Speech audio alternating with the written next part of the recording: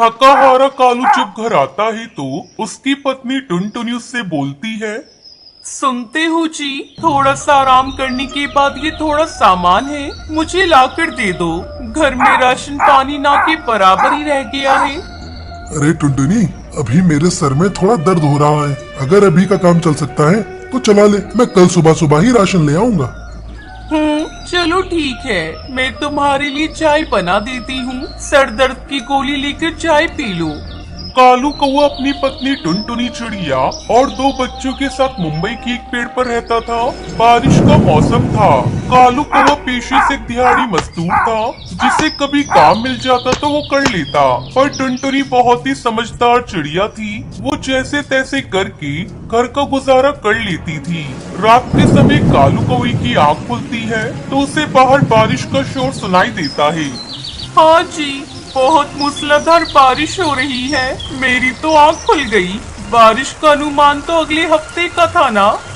हाँ, इंद्र देवता तो आकर वैज्ञानिकों को बताकर जाते हैं ना कि बारिश किस दिन करूँगा। बरसात का मौसम है, बारिश तो कभी भी हो सकती है, कोई नहीं सुबह तक रुक जाएगी। फिर वो दोनों आकर सो जाते हैं, पर जब सुबह में उठते हैं तो बारिश और भी तेज हो रही होती है। हे भगवान, मैंने तो सोचा था कि बारिश सुबह तक रुक जाएगी। आप कल ही मेरी बात मान लेते तो राशन ले आते। बारिश बहुत तेज है, कहीं ऐसा ना हो कि पक्षी दुकान ही ना खोले। एक बारी आप जरा जाकर देखो, कोई ना कोई तो दुकान खुली होगी। थोड़ा आटा चावल ले आओ। मैं भी अभी यही बात सोच रहा था, कोई दुकान खुली होगी तो सामान लेता आऊंगा। आज की तो दिहाड़ी भी गई। दोनों बच्चे तो बड़े खुश थे क्योंकि बारिश की वजह से आज उनके स्कूल की छुट्टी हो गई। दोनों बच्चे बाहर डाल पर जाकर बारिश में भीगने लगे। पिंकी, ओ पिंकी, तुम दोनों को मना किया था कि बारिश में मत भीगना, फिर भी तुम लोग बाहर खेल रहे हो। चलो जल्दी घर के अंदर चलो, बहुत तेज बारिश है। लगता है एक दो दिन नहीं रुकेगी। अगर तुम लोग बीमार पड़ गई तो लेने के देने पड़ जाएंगे। माँ, कितने दिनों बाद तो बारिश हुई है, नहाने दो ना, थोड़ी देर में ही अंदर आ जाएंगे। बस माँ, थोड़ी देर। बच्चे टुनटुनी चिड़िया की एक नहीं सुनते और बारिश में भीगने लगते हैं। और उधर कालू कौवा बारिश में छाता लिए बहुत सारी जगह पर देखने जाता है, लेकिन किसी ने भी बारिश की वजह से दुकान नहीं खोली थी। तभी अनाउंसमेंट होती है कि इस हफ्ते मूसलाधार बारिश होने की संभावना है। जंगल के सरदार का हुक्म है कि सभी अपने अपने घोंसलों में रहे। और कालू कौवा ये सुनकर खाली हाथ घर आ जाता है। काश मैं कल ही सामान ले आता। टुनटुनी, थोड़ा देखभाल कर खर्च कर लो। कितना कर लूंगी, तुम खुद सोच कर देखो। अब तो बस बारिश रुक जाए।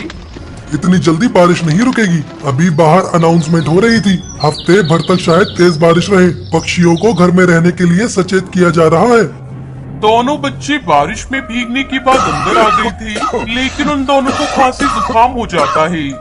मना किया था ना तुम दोनों को, बारिश में नहीं भीगना। हो गया ना खांसी जुकाम। बाहर जंगल में तो बहुत पानी भरा हुआ है, आसपास कोई डॉक्टर भी नहीं मिलेगा और हॉस्पिटल भी काफी दूर है। समझ नहीं आ रहा क्या करूं। समझ तो मुझे भी नहीं आ रहा है। मैं एक काम करती हूँ, दूध तो नहीं है, इनको थोड़ी काली चाय बनाकर देती हूँ, क्या पता थोड़ा आराम महसूस करें। टुनटुनी जल्दी जल्दी अपने बच्चों के लिए चाय बनाकर लाती है। चाय पीने के बाद उन्हें थोड़ी राहत तो होती है, लेकिन तकलीफ कम नहीं होती। कालू कौवे को खुद पर गुस्सा आ रहा था कि उसने क्यों टुनटुनी की बात नहीं मानी। जैसे तैसे करके रात कटती है। बारिश थी कि रुकने का नाम ही नहीं ले रही थी। अब तो घर की छत पे चुचाने लगी थी। हे भगवान, कोई भी मौसम क्यों ना हो, हम गरीबों की ही मुसीबत आन पड़ती है। ज्यादा सर्दी हो तो हम लोग नुकसान झेलते हैं, ज्यादा गर्मी हो तो हम लोगों के ऊपर से ही गुजरती है। और ये बरसात, इसने तो जीना ही हराम कर दिया। बस करो प्रभु, बस करो, इससे ज्यादा बर्दाश्त नहीं हो पाएगा। इधर बच्चों की तबीयत ठीक नहीं है और घर में खाने के लिए राशन भी खत्म है और मैं काम पर नहीं गया तो फिर कैसे चलेगा। कुछ देर बाद ऊपर से घर की छत टपकनी शुरू हुई तो सारी ये छत टप टप करने लगी। ये लो, एक और मुसीबत शुरू हो गई। अब इस टपकती छत का इलाज क्या है? टुनटुनी, तुझे याद है पिछली बार जब मैं शहर से आया था तो एक बड़ी सी पन्नी लेकर आया था, याद है कहाँ रखी है? टुनटुनी कालू कौवे को वो पन्नी लाकर देती है। कालू कौवा टूटे हुए एक हिस्से पर उस पन्नी को बांध देता है। अब सारा परिवार एक कोने में सिमट कर बैठा हुआ था। मूसलाधार बारिश का पानी अब सीधा घर के अंदर घुस रहा था। सुनो जी, रात के लिए घर में खाने के लिए कुछ नहीं है। मुझे समझ में नहीं आ रहा है, मैं बच्चों को कैसे समझाऊंगी। फिक्र मत कर, तू बस आज का दिन काट ले। मैं कहीं ना कहीं से कल कुछ न कुछ इंतजाम जरूर कर लूंगा। अगली सुबह जब वो लोग सोकर उठते हैं तो देखते हैं कि बादल छट चुके हैं और सूरज चमक रहा है। वो गहरी सांस लेते हैं। सबसे पहले कालू को वो राशन पानी के लिए घर से निकल जाता है और घर के लिए राशन खरीदता है। टुनटुनी फटाफट सबके लिए खाना बनाती है और खाना खिलाने के बाद वो कहती है, हे भगवान, तेरा लाख लाख शुक्र है ये बारिश रुकी।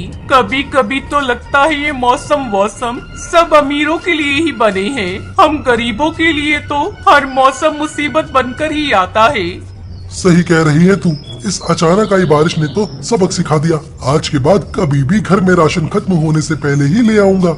उसके बाद कालू कौवा और उसकी पत्नी टुनटुनी भगवान का शुक्र अदा करते हैं कि बारिश रुक गई।